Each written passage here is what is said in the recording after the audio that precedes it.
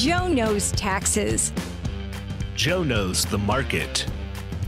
Joe knows Social Security. Joe knows income planning. Joe knows pickleball? No. This is Joe Knows Retirement. And it's time for Joe Schmitz from Peak Retirement Planning to come back in studio with us and talk about your money, Boots. Yeah, I love talking about money. I just wish I didn't have all my cars. Mine are invested in all my cars. If I retire and I sell all my cars, I'm going to give you about 6 figures. Go do what you want with it. Is that smart to do that, to invest in cars? Or a lot of people invest in real estate. They buy home after home after home, flip it, whatever. Yeah, no, I think Boots is gonna like my answer here. I mean, it comes down to specialization, right? So if you ask the question, is it good for me to invest in cars? The probably is a big no. But for me, yeah. For Boots, though, he knows what he's buying. He knows what the growth trajectory is. It's his hobby. Like it makes more sense. Now, is it the best investment in the world? Well, depends on which car you buy, right? Right. Oh, yeah. And I think that's with anything, right? Real estate, like I'm a big-time believer in real estate investments. I think that when you can do it the right way, you can do cost segregation, 1031 exchanges. You can save so much in taxes, especially if you're a high-income earner. And it makes a lot of sense. But does everyone want the headache and hassle of doing that? I can't drive my house. Can't drive my stocks. He tries to drive his house. Yeah. I mean, I got a ton of equity in my home. Very lucky there, his house too. crazy, Joe. What's he drives that? the people in his house crazy. Oh, sure. Yeah, anybody lives with me be nuts. But, you're right. I've seen people make some car decisions. I'm like, no. But they don't listen to me till after they pull the trigger. So I feel your pain in a different way. Mm-hmm. When you see someone do something stupid with their money, you still got to be professional. Like if you go buy a Hyundai and come to me and say, well, I bought a Hyundai. What do you think? I'm like, okay. You happy? I'm happy. I walk away. I mean, what can you do in that situation? It's already done. Once you drive it off the lot, the value's dropped, right? Yeah, you might make a bad decision. But I agree with what you guys are saying. But I can't imagine what you go through on a daily basis where someone comes to you, maybe they're only making a slower percentage and they want to get rich overnight. Yeah, so most of our clients have already come to us with quite a bit saved, and so we actually refer to our clients, we call them the Midwestern millionaire, and I'm actually writing a book about this, and they're the frugal people, the hardworking people, and so for them, we're typically having to tell them to spend money on a new car because they've been driving the same car for the last 10 to 20 years and they don't have a car payment. And that's why they've been successful. But okay, you're going to have Mindy interviewed in that book? Because you just said her life story. Mindy pointing to me right away. He heard you just say 2 words and he points to me. I am frugal and I do like to save and I saved all my life, but I do want my money to grow. Mm-hmm. So when someone comes to you right off the bat and they give you a lump sum of money, what's the first thing you do with it? Yeah, so we have a specific structured process that we go through. We actually call it our 5-pillar approach. And so we don't ever just try to push or, show them one type of investment or one type of product to invest in because we want to take a holistic approach at what the situation is. And so there's some advisors out there, they may be having these steak dinner workshops in town and you may go to it and they may try to pitch you some, life insurance product or some annuity. And it just may not fit within your plan. It may not be a bad product, but does it fit in with your plan? So what we really try to do is sit on the same side of the table with the client and see what are your goals? What are you trying to achieve? We really try to get to know them and what their situation looks like because based on that is going to depend on the recommendation. For example, myself, Boots, you, Mindy, we're all going to be invested in different things. Some of it will be similar. But we all have different goals. Right. So you just have to sit and understand what the person's situation is to decide what will be best for him is how we do it. Well, I know one thing, Boots. Yes. He had a get-together for his clients at his building. And you were the oldest person there? Was I the oldest person there? Yeah. I'm just messing with you. Most of our clients are between the ages of 55 and 70. So. I was offset because Cammie was with me. Okay. Of course, Cammie's one of his clients. And Cammie was the youngest one there. Was she the youngest one? Is she your youngest client? Yes. Don't you feel you should be proud? Because, I have never, ever, when it comes to money, get excited about insurance, investing, anything like that, because you can't touch, feel, smell it. Yeah. Taste it. But when you have clients that actually show up and like you a lot, that has to make you feel good. I'll tell you what, it's kind of a pinch, I got to pinch myself type of moment when we have those events because you got to remember, when I started this firm, it was just me. And I had to make a decision whether I wanted to just continue to serve 100 clients because that's all I had capacity-wise. Right. Or do we want to grow this thing? And so we've decided to grow it. We've got 500 individual family or clients that we serve now. And so when you go there and you see the person who trusted you when you first started, and you see how excited that they've been, to me, that just is what we've done this for. I mean, and you see them roll up in like a Rolls Royce and the diamonds dripping from their hands. You're like, yeah, I did that. No, I'm just kidding. Not quite, but Lamborghini maybe. We work with good people, and what's great about the position we're in now as a firm is we get to pick who we want to work with, so we don't have to bring on everyone we meet with. I mean, we're not going to make or break the business whether one person moves forward with us or not, and so because of that, we've got criteria for clients. We know who we can serve best. We know who we want to serve. And so when you get to gather with all them of like-minded people who really value the relationship and we value their relationship as well, I mean, it's just an exciting time. It's fun. This is what I walked away with when we were there. And I'm thinking, peak retirement planning. I'm around all these movers and shakers, and you can feel it. You have something going. There's a young, vibrant feeling of success. And you can see it just in the people that you've chosen to work alongside you, the clients that you're taking on. It was really cool to see this firsthand. I mean, I felt so much better about everything. Just to see it yourself, you really should be so proud of what you've established, created, and grown. And anybody working with you, my gosh, you're in great hands. You are going to be so well taken care of because I know your work ethic. You don't want to let anybody down. And you talk about, Boots brought up the point of, doesn't that make you feel good when you have all these people who like working with you? But honestly, doesn't it make you feel good when you're bringing them success and you're helping their money grow? Money matters to people. Oh, yeah. Sure. And there's times when we can add so much value to people's situation. I mean, there's times we can save them hundreds of thousands of dollars in taxes. Whatever the fee they're paying us is, doesn't even compare to the amount of value we're doing, because if it wasn't for us, they wouldn't be doing it. I mean, they've even had advisors they've worked with for 20 years who couldn't help them with the type of strategies we're helping them with. And so we do have a very, big value proposition that we can help people. But again, for us, it's about the relationships and it's a lifetime. And we like serving people generations to come because, the way we developed our firm is, average age an advisor is 56. I'm not quite 56 yet. In case you're wondering, Boots, I know you're kind of You're 38. Yeah, he's not our age yet. I know. But so you're older than me. We, our other value proposition too is serving generations to come. And so when we serve someone, we want to serve 3 generations. We want to serve the grandparents, the parents, and then the kids. Right? Oh yeah. And so that's what makes it really exciting. And my mentor, she was in the business for 40 years, and that's what she did. And so it was exciting to see how much impact. I put you in the category of my dentist, doctor. I mean, I have one doctor, it's Dr. Doug Wallace, and I only go to him. I don't care. I mean, I got Dr. Cohen for my knees and hips and all that, but when it comes to my family doctor, I have my family doctor. So you're like their family doctor. Yeah, I mean, you're on their refrigerator on when to go see you. Yeah, I mean, we are actually one of the first calls when something bad happens. Right. When a spouse passes, we're typically one of the first calls, and that means a lot. But we do everything in-house. We've got a CPA that does tax prep. We have an attorney. We have Medicare specialists, health insurance specialists.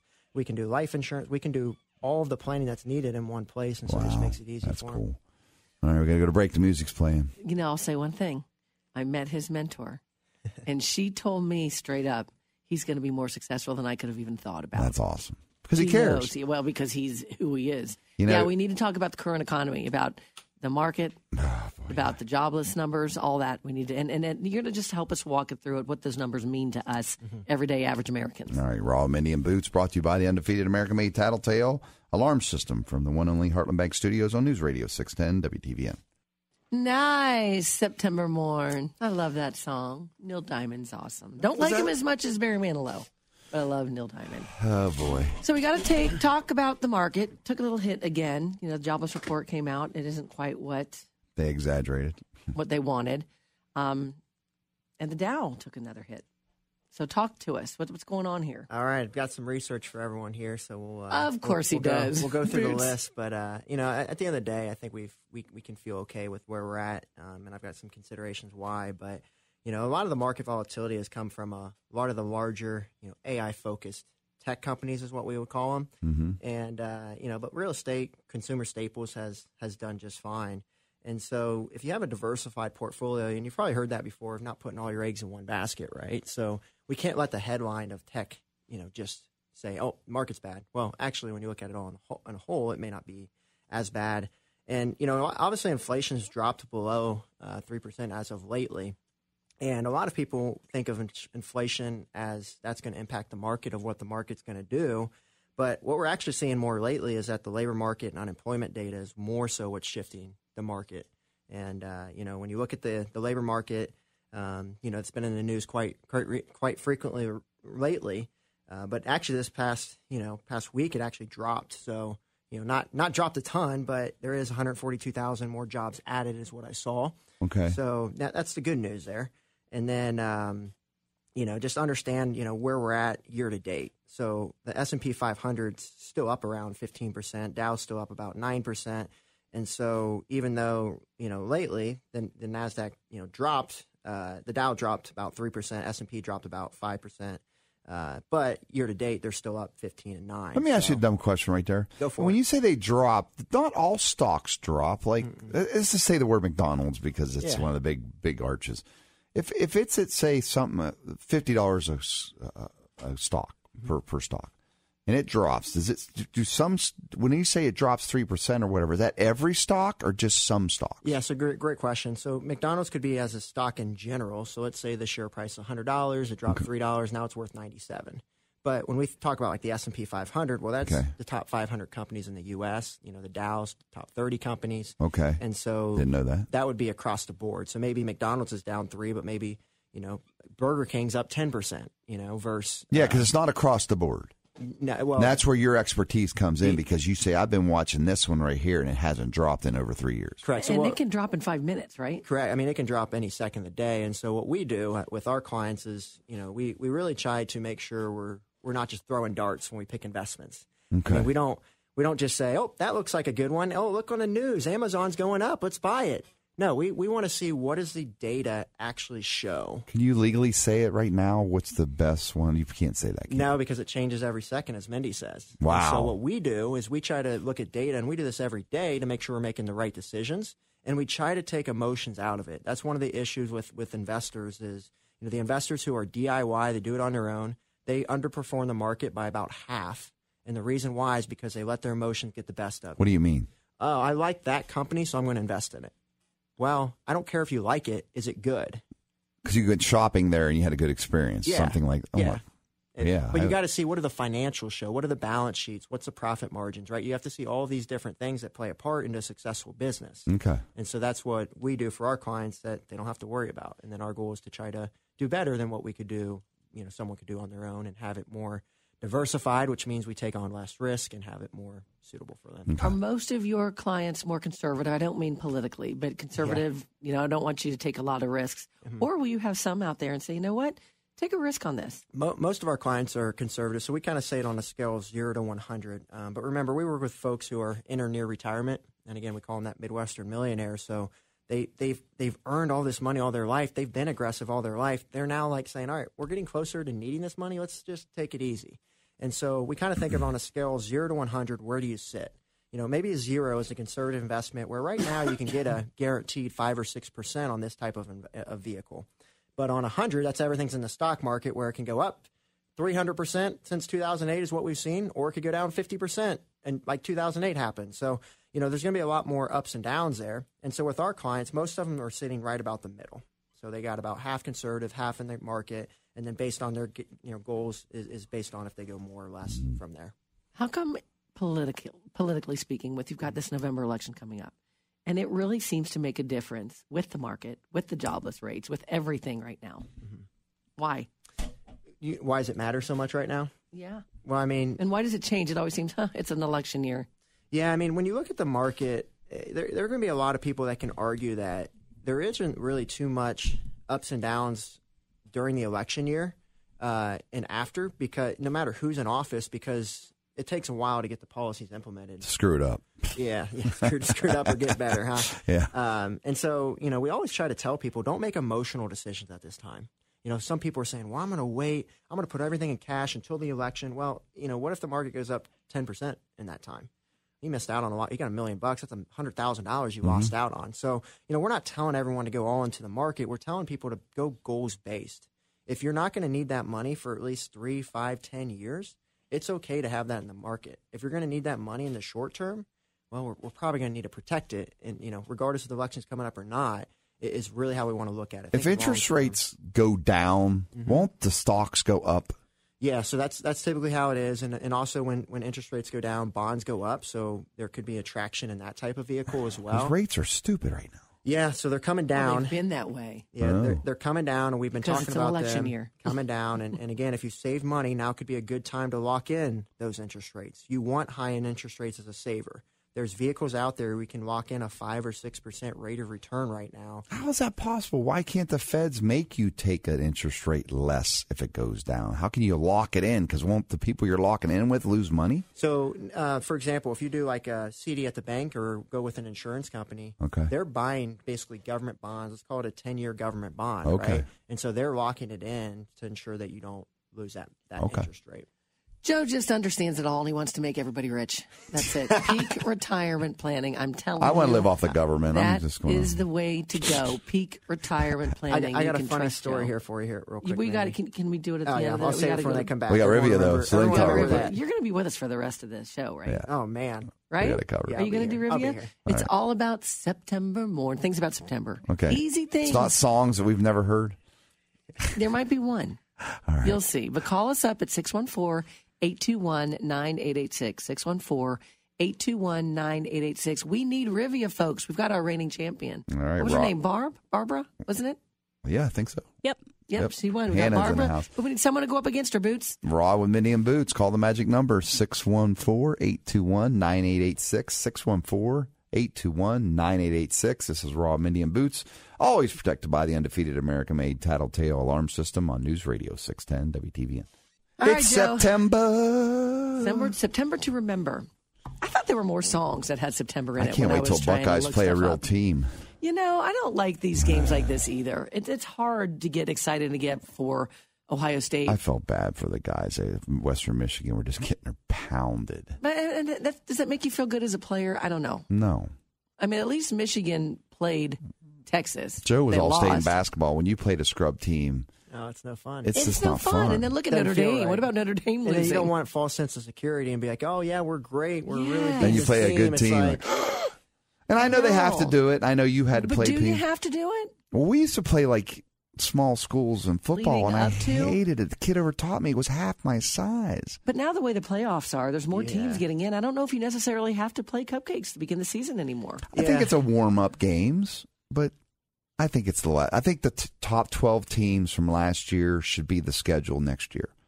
I know there's a lot of moving parts, but we can land on the moon supposedly, and I think we can make 12 games happen from the 12 top teams and let them play it out. I don't know. So you had a funny story you wanted to share with us, Oh, or a yeah. story So of some we, sort. We're talking with Joe we- Schmitz of you- Peak Retirement Planning. You brought up the word about rich, right? And rich is a term that most of our clients don't actually like at all. I actually told one of our clients one time, I said, "Man, you have done so well. You could even consider yourself rich at this point." And they basically got defensive and said, "No, we're not rich." Why do they feel that way? Because Should be a good thing. Because all their life they've been frugal and they've been saving and saving and saving, and they think when they think rich, they think of a connotation of, hey, that's a bad person, that's someone who is greedy, that's someone who money's the only motivation.